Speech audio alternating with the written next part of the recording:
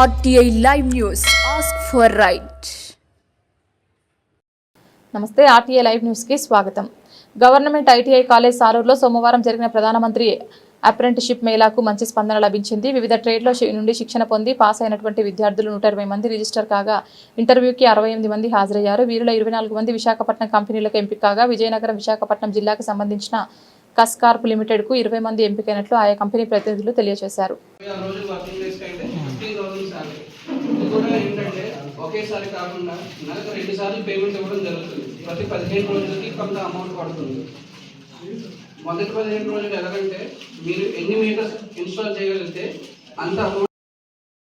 మీ యొక్క కంపెనీ తాలూకా వ్యవహారాలన్నీ కూడా చెప్పండి సార్. అదేవిధంగా పిల్లలకి అందరిని కూడా మీరు సెలెక్ట్ చేసుకోవాలని వాళ్ళందరి తరఫున మీకు రిక్వెస్ట్ చేసుకుంటూ మన సంపత్ గారిని మాట్లాడాల్సిందిగా తెలియజేస్తున్నాం.